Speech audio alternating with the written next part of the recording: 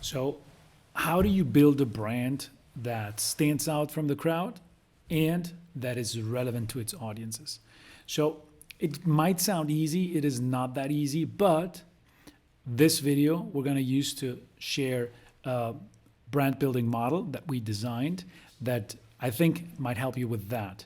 So, let's talk a second about why it's so important to do the brand building, right? So, back in the early last century when marketing came up, the reason was to make people understand that the product or a service was different from the rest of the products and services. Now, with the increased penetration of digital, we have moved more towards performance marketing, meaning we invest a lot of money in trying to guarantee that we get an action, like a click on an ad or something like that. But we've invested less in brand building, and that is eroding brands. So doing a good definition of the brand is vital to be able to track it and to improve on it, right? What you can't measure, you can't improve. So I want to share this model. It's called the PPAI, and stay with me. I know the name is not very intuitive, but it will make sense at the end. So this model is built, like Ogilvy used to say, on the shoulders of giants. We looked at the classic brand building models at Ogilvy, at Saatchi, or Simon Sinek's Golden Circle, which is not that classic, but it's very well known, and I think it makes a lot of sense. So all of these frameworks are great. They had big thinkers behind them on how to define a brand, but they all lack a component of how do you measure that.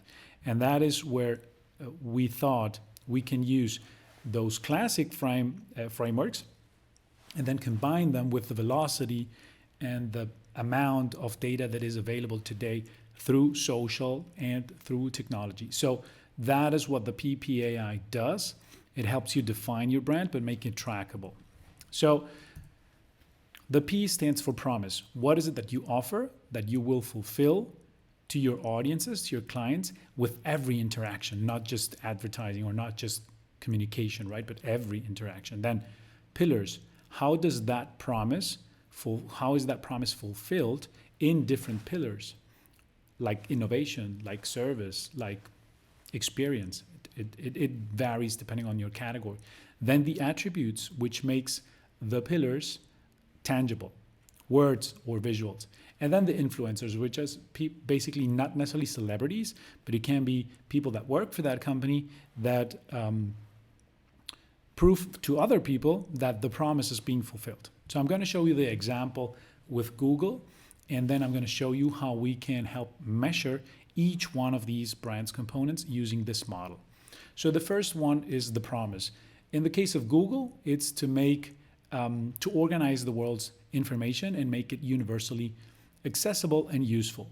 So this has been true since they launched their search engine, but it's still true through Bard, which helps you interact with tons of information and then helps you with the analysis, right? Now, that promise, if that's being relevant, if the brand overall is being relevant, we capture through brand love. Brand love takes into account engagement, volume, the sentiment of your comments, and basically captures that energy around your brand versus your competitors. So I think this is no surprise to no one.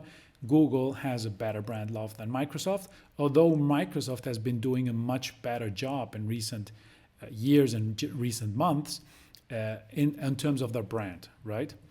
Now, the pillars. These are very strategically important to them, not just to attract customers, but also to attract talent and partners. So what is Google doing on each one of these pillars? Culture and people. This post on LinkedIn about their company culture and that they can work from anywhere because they have flex time, right?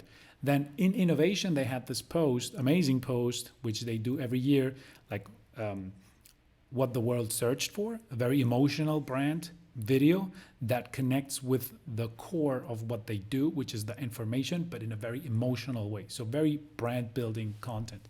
And then in terms of promo, they have this badge to find black owned products, which is amazing because it's also showcasing that they are trying to give visibility to groups that need increased visibility because they have been neglected in the past and are very much still. So promo, culture and people and innovation, these are examples of what they're doing that are very successful. Now, if we look at the attributes, and remember the attributes are the ones that make the pillars tangible.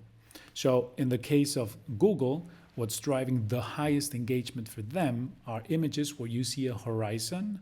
I also circled here flowering plants or water. So not surprising, it's not necessarily just technology, but also nature, because they're showcasing what people do with their products. In this case, images taken through their phone, the Pixel, right? And then in terms of the language, the keywords that they use to drive differentiation in the in the different pillars.